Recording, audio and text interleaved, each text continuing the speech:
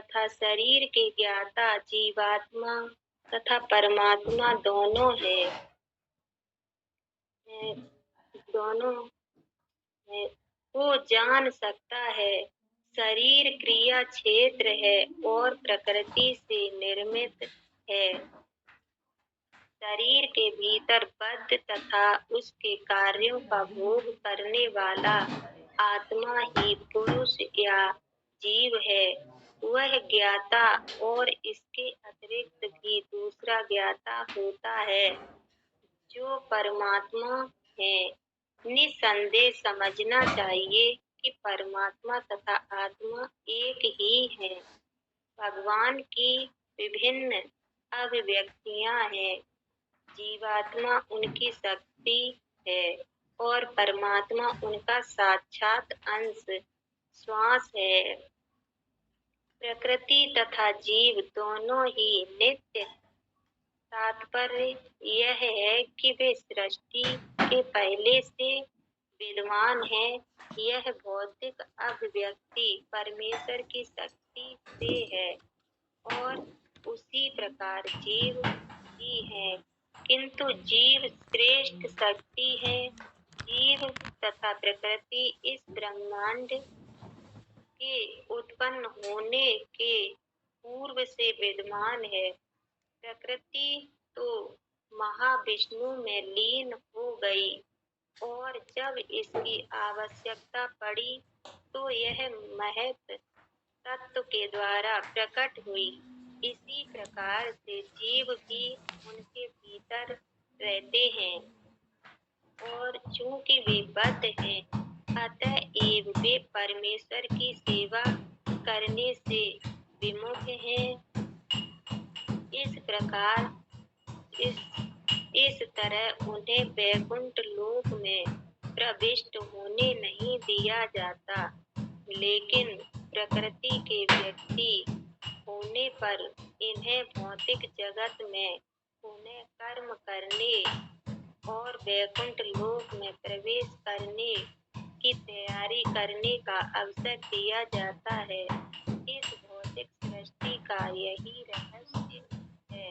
वास्तव में जीवात्मा मूलतः परमेश्वर का अंश है, लेकिन अपने विद्रोही स्वभाव के कारण वह प्रकृति के भीतर बद्ध रहता है। इसका कोई महत्व नहीं है कि ये जीव या श्रेष्ठ जीव किस प्रकार प्रकृति के संपर्क में आए, किंतु भगवान जानते हैं कि ऐसा कैसे क्यों हुआ। शास्त्रों में भगवान का वचन है कि जो लोग प्रकृति द्वारा आकृष्ट हैं वे कठिन जीवन संघर्ष कर रहे हैं।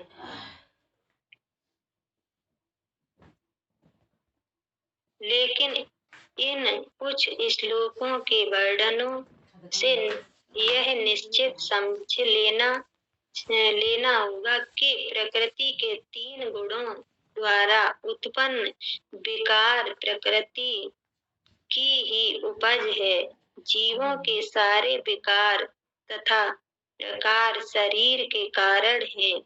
जहाँ तक आत्मा का संबंध है, सारे जीव एक से हैं। हरे कृष्णा।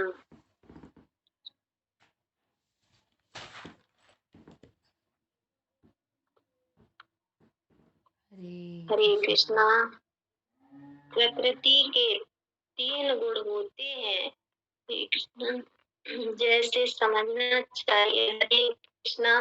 प्रभु जी ने जैसे बताया था कि पृथ्वी के 3 गुण हैं, सतुगुण तथा सतुगुण और तमोगुण और रजोगुण। ये 3 गुण होते हैं। जैसे सतोगुण में आप समझ सकते हैं कि ज्ञान से आपको ज्ञात हो सकता है कि भगवान है। इस जगत की रचना भगवान ने ही की है तथा अन्य बातें हैं वास्तव में जो समझ सकते हैं, जैसे सूर्य यह है, चंद्र यह है, पूर्ण ज्ञान आदि व्यक्ति को थोड़ा सा ज्ञान हो तो चाहे पूर्ण न भी हो तो वह सतोगुण है। और रजोगुण में व्यक्ति अपने भौतिक शरीर को स्वयं समझता है तथा अपनी इंद्रियों को तृप्ति करने का प्रयास करता है, वह रजोगुण है। तमोगुण पशु जीवन है, उसमें व्यक्ति को समझना चाहिए कि यह भगवान क्या है, सुखी कैसे हो, हम इस जगत में क्यों आए हैं। उदाहरण के लिए यदि आप एक पशु को वधशाला में ले जाएं तो वह चला जाएगा, यह तमोगुण है। किंतु एक मानव विरोध करेगा। यदि एक बकरे का 5 मिनट बाद वध किया जाना हो किंतु आप इसे एक ग्रास घास दें तब वह प्रसन्न हो जाता है, क्योंकि वह भोजन कर रहा होता है। ठीक एक बालक के समान आप यदि उसे मारने की योजना बना रहे हो फिर भी वह प्रसन्न है, हंसता है, क्योंकि वह अबोध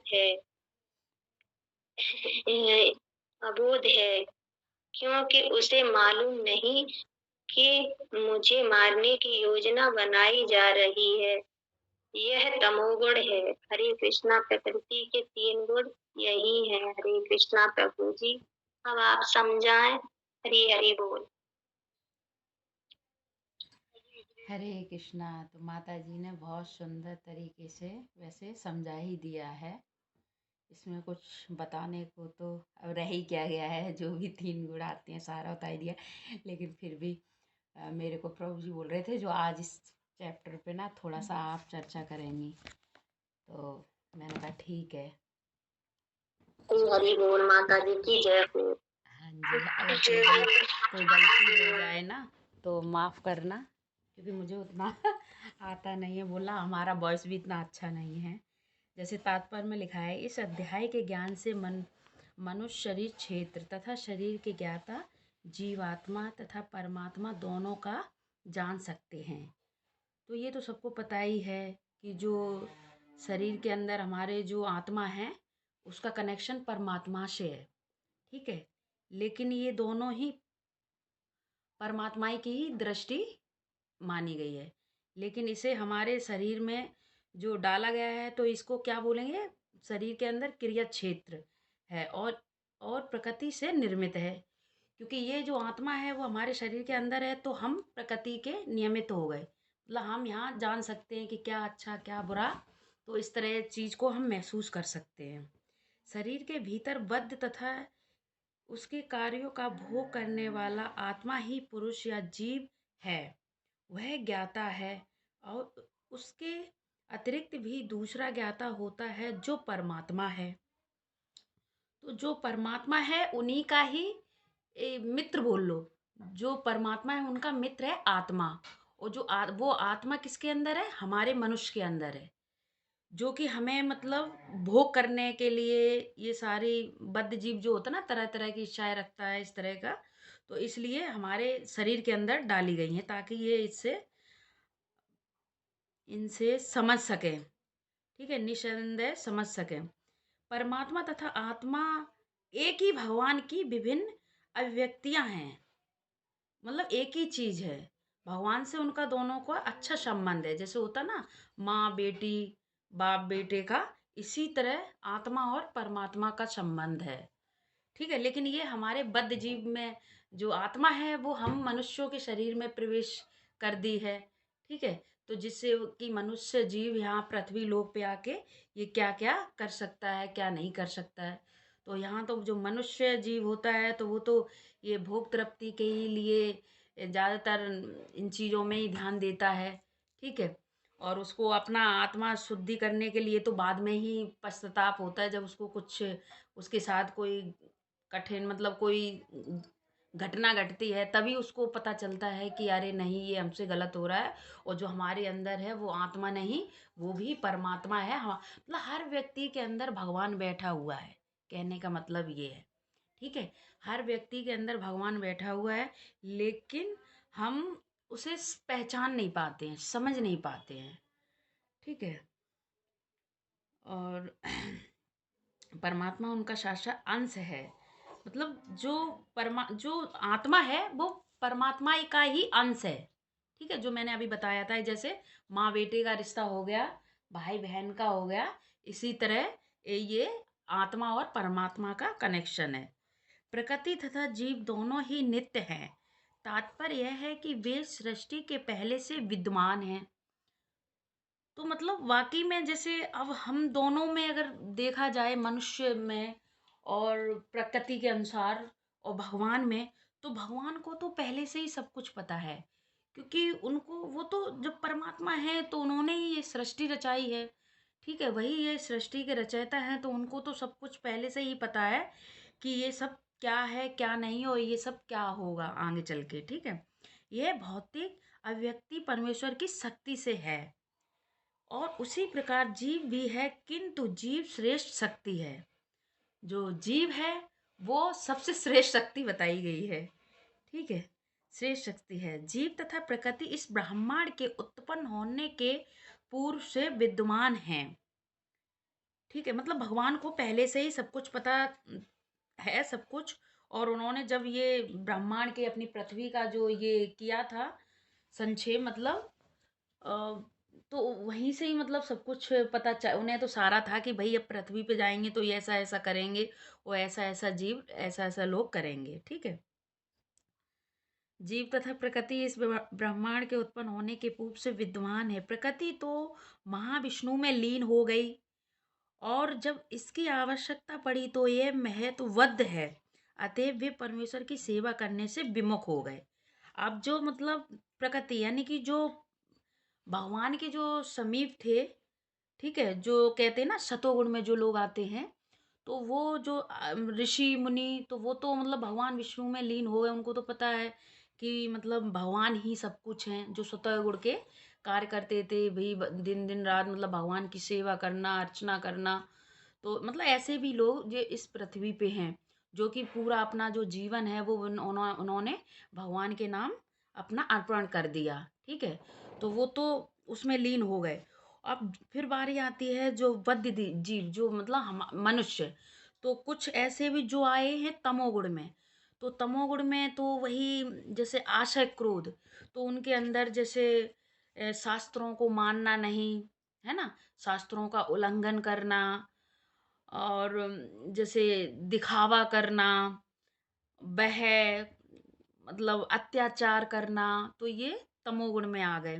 ठीक है, कंजूस, घृणा, मोह मोह माया, मतलब झूठा मोह माया, झूठी प्रेम आजकल चल ही रहा है कि सब कुछ झूठा ही होता है। और ये रियल बात है कि तमोगुण कलयुग में मतलब हर किसी में दिखता है, ऐसी बात नहीं है। तो वो तो भगवान ने पहले ही बता दिया था कि ये सब ऐसे ऐसे होने वाला है आगे चल के। और जो कुछ उनके समीप थे, उनके पास थे जो, तो भगवान को पहले ही पता लग गया था कि कुछ ऐसे भी प्राणी हैं जो हम में लीन हो जाएंगे, और कुछ ऐसे भी, तभी उन्होंने ये पूरी रचना की थी। वो भी यही देखना चाह रहे थे कि कलयुग में कैसे मतलब किस तरह का अंत होता है और किस तरह के लोग आते हैं। तो कलयुग में ऐसे ही लोग आए, जो अभी किसी को अगर आप बताओ कि देखो भगवत गीता पढ़ो, तो उसमें साक्षात भगवान है, और इससे हमारी बुद्धि मतलब अच्छी होती है, सफाई मन का सफाई होती है, जो कचरा भरा है मन का, तो वो कचरा सफाया होता है। तो ये पढ़ने से ये होती है, लेकिन जो दूसरा व्यक्ति होगा ना, तो वो इन बातों को कभी मानेगा नहीं, वो जुटला देगा, बोलेगा अरे ऐसा कहीं कुछ नहीं होता है, ये आप झूठ बोल रहे हो। ठीक है, तो क्या है, उसके तमोगुण के लक्षण हैं। ठीक है, तो वो, तो ऐसा जो व्यक्ति है वो कभी भगवान की सेवा नहीं पा सकते हैं, नहीं कर सकते हैं। उनके भीतर रहते हैं, और चूंकि वे वध्य हैं, अतएव वे परमेश्वर की सेवा करने से विमुख हैं, इसीलिए वो भगवान की सेवा नहीं कर पा रहे हैं। ठीक है, इसीलिए वो भगवान की सेवा नहीं कर पा रहे हैं। जैसे तमोगुण के भी काफी लक्षण बताए गए हैं, जैसे उग्र घृणा, शोक, मुंह, झूठी आशा रखना किसी से, मतलब या देना होता है ना, कि जब किसी को काम पड़ता है तो हम बोल देते हैं कि हाँ चलो, अरे कोई बात नहीं, हम हैं तो हम कर देंगे।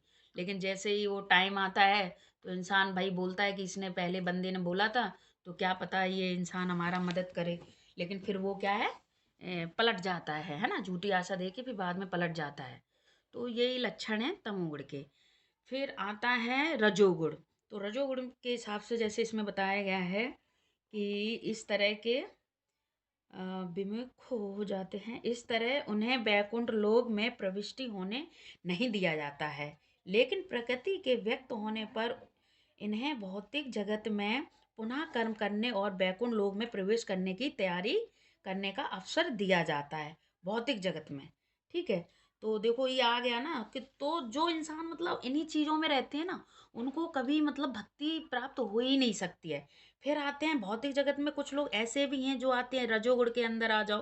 तो रजोगुण जैसे बताया गया, मतलब इनमें 3 गुण होते हैं, तो जैसे रजोगुण, तो रजोगुण में क्या आ जाता है, भौतिक इच्छा, महान, जैसे अपने आप को, जैसे अभी मैं ही बोलूँ कि यार मैं तो बहुत इंटेलिजेंट गर्ल हूँ, है ना, और मैं तो ये हूँ, मैं वो हूँ, मतलब अपनी ही प्रशंसा करना। और दूसरा क्या है कि जब हमारे पास पैसा बढ़ जाता है तो अहंकार दिखाना कि अरे मेरे पास तो ये है वो है, तुम्हारे पास क्या है, हमेशा दूसरों को नीचा दिखाना। तो ये रजोगुण के लक्षण है। ठीक है। मिथ्या अहंकार, रजोगुण में आता है मिथ्या अहंकार। तो मतलब इस तरह के इंद्रिय तृप्ति करना, दूसरों से लड़ना और उनका मजाक बनाना, है ना, अपने बल की विज्ञापन करना कि मैं तो मतलब बहुत योद्धा हूँ, मैं तो ये हूँ, मतलब बात वही आ जाती है। अपने कर्मों को सही बनाना, मतलब कितना भी हमने गलत किया है लेकिन फिर भी हम क्या बोलेंगे, जो नहीं, अरे मैंने मतलब हम कभी अपनी गलती को एहसास नहीं करते। हम बोलते हैं अरे नहीं मैंने तो ये किया ही नहीं, अरे मेरे हिसाब से ये सही है, लेकिन सामने वाला व्यक्ति बोल रहा है कि नहीं बेटा तुमने ये गलत किया, फिर भी हम क्या बोलेंगे हमेशा कि अरे नहीं, तुमने गलत किया है, मैंने सही बोला है। अपने आप को हमेशा सही साबित करना, अपनी प्रशंसा करना, तो ये रजोगुण में आता है। लेकिन फिर जैसे आता है शतोगुण। तो शतोगुण के लक्षण जैसे माता जी ने बता ही दिया था। तो इनमें जैसे कि निष्कर्म पालन करना, मतलब अपने गुरु के प्रति, भगवान के प्रति या दूसरों के प्रति नियमों नियमों का पालन करना, उनका मतलब आज्ञा का पालन करना, उनकी बात मानना। ठीक है। और भगवान की पूजा पाठ करना, शास्त्रों का अध्ययन करना। ठीक है। और दया, जो सतोगुण में होगा तो उसके अंदर क्या है, जो सतोगुण में आ जाता है उस इंसान के अंदर दया भी होगी। ठीक है। भूत तथा भविष्य अध्ययन का भी वो संतोष रखेगा, मतलब इन सबसे वो परे रहेगा, डरेगा नहीं, मतलब क्या भूत प्रेत ये सब क्या होता है उसको कोई डर भय नहीं लगेगा। ठीक है। जो सतोगुण में रहता है तो ये भूत प्रेत जैसे आजकल होता है ना, जैसे हम लोग तमोगुण में जो रहते हैं तो बोलते हैं अरे नहीं, आज तो रात में हमने ये सपना देखा था यार, ऐसे हो जाएगा। तो क्या है, हम तमोगुण में हैं। अब बताओ, हम एक तरफ भगवान की पूजा भी कर रहे हैं और दूसरा हम बोलते हैं अरे नहीं नहीं ऐसा होता है, अरे कल ही की तो बात है, फलाने के वहां गए थे और उसके पीछे भूत पड़ गया, मतलब उसको भूत लग गया। तो ये सब क्या है, तमोगुण के लक्षण है, क्योंकि उन्हें भगवान पे कोई भरोसा नहीं है, विश्वास नहीं है, और ना ही वो शास्त्रों का अध्ययन करते हैं। इसीलिए उनके अंदर ये भय, डर, ये अहंकार, सारी चीजें उनके अंदर में हैं। ठीक है। और जो शतोगुण में आ जाता है तो उनके अंदर ये सब नहीं रहता है। शतोगुण में तो इंसान मतलब उसको पता है कि नहीं अब मेरे भगवान है, उसने विश्वास कर लिया मेरे भगवान श्री कृष्ण है। ठीक है। और मेरे अंदर जो मेरी आत्मा है वो ही परमात्मा का अंश है और सीधा कनेक्शन है, तो मुझे डराने वाला कोई नहीं है। क्या भूत प्रेत ये सब क्या होता है, तो वो इन सब से परे रहता है। ठीक है। और दूसरों के प्रति उसको दया रहती है। जब भी कोई व्यक्ति कष्ट में होता है तो हमेशा सतोगुण वाला जो इंसान व्यक्ति होता है तो उसको पता रहता है कि नहीं यार ये मुसीबत में है तो ये गलत है, तो उसको तुरंत दया आएगी और वो कुछ ना कुछ उसके साथ अच्छा करेगा। ठीक है। दूसरा, इंद्र तृप्ति का उसके मन में, वो इंद्र तृप्ति का त्याग कर देता है। ठीक है, परित्याग कर देता, उसके मन में कोई किसी भोग करने की कोई इच्छा नहीं रहती है। ठीक है। यानी कि कहने का मतलब यही है कि जो शतोगुण को अपना लेता है तो उसके सारे जो भी बुरे दोष होते हैं वो उन्हें सब त्याग के वो शतोगुण में इस तरह आता है कि दूसरों की मदद करना और मतलब खुद को झुकाना सिखाता है कि मैं नहीं, अब मैं जो भी हूँ मैं भगवान का ही अंश हूँ और मैं यहाँ कुछ नहीं हूँ, मैं एक मतलब बिल्कुल मिट्टी का बना हुआ इंसान हूँ। तो वो ये नहीं देखता क्या पैसा, क्या मोह माया, क्या अहंकार, मतलब क्या बाली बच्चे, क्या वो मतलब बिल्कुल अपने आप को निसंदेश भगवान को सौंप देता है। ठीक है।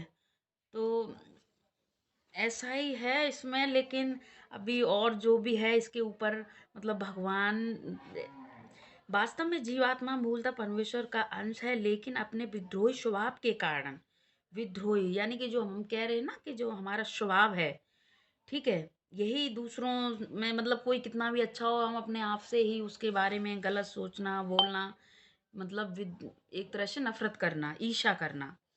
ठीक है।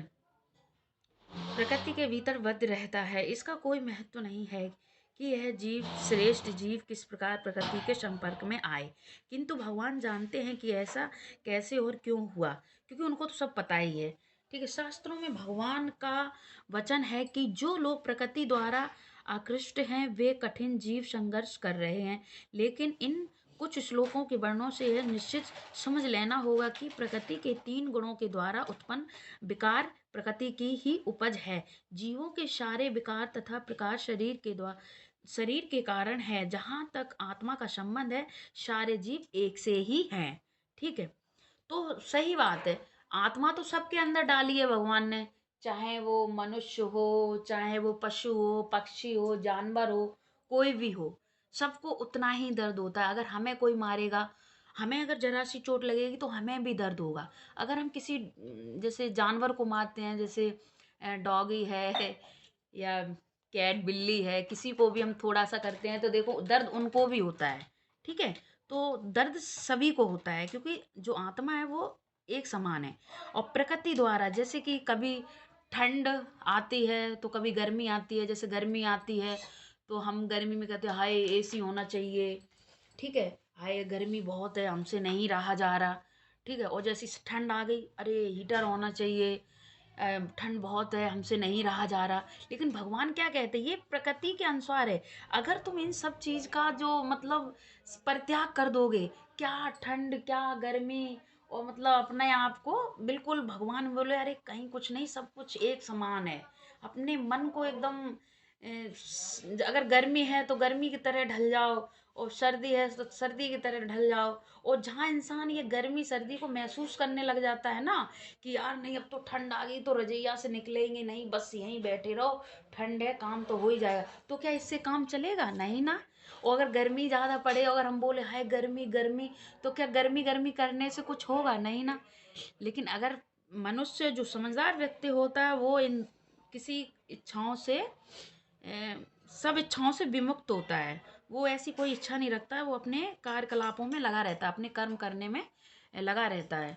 और इससे ज़्यादा तो मुझे कुछ नहीं आता है। हरे कृष्णा, अगर बोलने में कुछ गलती हुई हो तो माफ़ करना। इससे थोड़ी सी चर्चा ना प्रभु जी करेंगे, क्षमा चाहेंगे। हरे कृष्णा। आप सभी माताओं की जय हो। हरे कृष्णा। माता जी जय हो। माता जी ने बहुत अच्छा समझाया माता जी के लिए। हरे कृष्णा कृष्णा कृष्णा हरे हरे, राम हरे हरे, राम हरे राम। हरे हरे बोल माता जी की जय हो। हरे राम राम हरे हरे। जय हो माता जी की जय हो।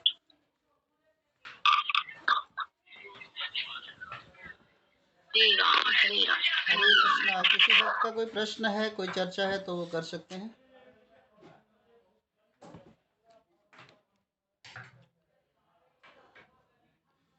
तो यहाँ पे जैसे बताए गए लक्षण जो हैं तमोगुण, रजोगुण और सतोगुण के जो लक्षण हैं उनको ध्यान से समझना है कि असह तमोगुण में है, तो अगर हम असह क्रोध कर रहे हैं ना तो हम तमोगुण में है, तो क्रोधी नहीं बनना है ना। शास्त्रीय आधार को नहीं मानना, बिना शास्त्र के मान बोलना, मतलब यूं ही बड़बड़ाते रहना और कुछ पता तो है नहीं, बस अपनी बात को सही बोलना, कहीं यूट्यूब से सुन लिया, कहीं वैसे सुन लिया, तो फिर क्या है ना, बिना शास्त्र के कुछ भी बोलना वो प्रमाणित नहीं होता, तो वो भी तमोगुण है। अपना दिखावा ज़्यादा करना वो भी तमोगुण है। और अधिक थकान जब रहती है ना, शरीर में अधिक थकान है, अरे हमसे नहीं उठा जाता, हमसे नहीं होगा, हम तो कुछ कर ही नहीं पाएंगे, हम तो क्लास को भी ज्वाइन नहीं कर पाएंगे, है ना, तो वो तमोगुण है। और अत्यधिक सोना, जो ज़्यादा सोता है ना वो भी तमोगुण में है। तो ज़्यादा सोना भी नहीं चाहिए। 6 घंटे, अगर हम अ, अगर हम घर में ही रहते हैं तो कम से कम रात्रि में 6 घंटे, और दिन में, है ना, अगर थकान हो रही है तो आधा घंटा और सो लेना चाहिए।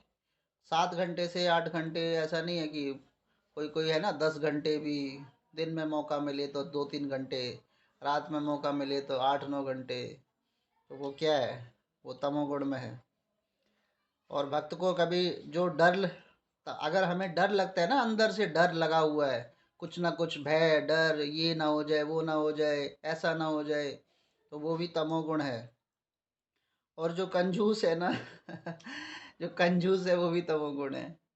तो कंजूसी भगवान के क्षेत्र में नहीं होनी चाहिए, और हर जगह कंजूसी चलेगी, लेकिन जो कंजूस की प्रवृत्ति होती है। हरे कृष्णा प्रभु जी। हरे कृष्णा। सपना माता जी की जय हो। ये कह रहे थे प्रभु जी मुझे श्लोक का बता देना, तो कल मैं 9 बजे इतने टाइम आऊंगी तो फिर श्लोक का पाठ कर दूंगी। क्योंकि 8 बजे के बीच 8:30 में तो हमारा बेटा जाता है स्कूल। ठीक है, तो कल मीटिंग थोड़ी लेट डाली जाएगी, 8:30 बजे डाली जाएगी, 8:45 तक तो आ ही जाएगी माता जी। ठीक है। हाँ नहीं, वो तो आ जाएंगे 8:45 तक, क्योंकि वो चला जाएगा फिर कोई दिक्कत नहीं। ठीक है, ठीक है। प्रीति माता जी और सपना माता जी की जोड़ी इसी तरह बनी रहे, और श्लोका इसी तरह गाते रहें। उसके बाद क्या है, जो मैं बता रहा था, जो कंजूस होता है ना वो भी तमोगुण है। तो कंजूसी भी नहीं दिखानी चाहिए, ज़्यादा अति की कंजूसी जो दिखाते हैं वो तमोगुण की प्रवृत्ति होती है। ठीक है। हरे कृष्णा। समझ में आ रहा है? जी प्रभु जी। हाँ। उसके बाद जो है बताया गया मोह। मोह मोह ही तो हमें कुछ करने नहीं देता। हमारा मोह है ना, अभी जैसे मोह है हमारे परिवार का मोह, बंधन, ये सब, इसीलिए तो हम नहीं भगवान की तरफ आकर्षित हो रहे। तो मोह है वो। और झूठी शान जो माता जी ने बताया था अभी, झूठी शान, है ना। तो जो भी माता जी ने यहाँ पे बताए, रूबी ने जो बताए हैं गुण, वास्तव में प्रमाणित गुण है। पता नहीं कहाँ से ढूंढ के इसने लिख लिए हैं अपने डायरी में। इन्होंने पता है क्या किया है, आपको रहस्य बता दूं। इन्होंने भगवत गीता का 16वां अध्याय देखा है। भगवत गीता का जो 16वां अध्याय है ना, कौन सा अध्याय है, क्या नाम है 16वें अध्याय का, कोई बताए भक्त?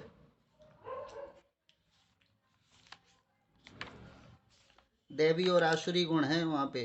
वहाँ पे देवी और आसुरी गुण कहाँ से आते हैं? वो तमोगुण और रजोगुण से ही तो आते हैं। तो इस प्रकार जो है कि हम भगवत गीता के कई प्रमाण से ही समझ सकते हैं कि हमारे अंदर कैसे कैसे गुण विकसित हो रहे हैं, है ना। रजोगुण में भी बताया भौतिक इच्छा, अहंकार, लाभ, असंतोष, मिथ्या अहंकार, भौतिक उन्नति करना, भौतिक उन्नति के लिए भगवान से प्रार्थना करना, वो रजोगुण है।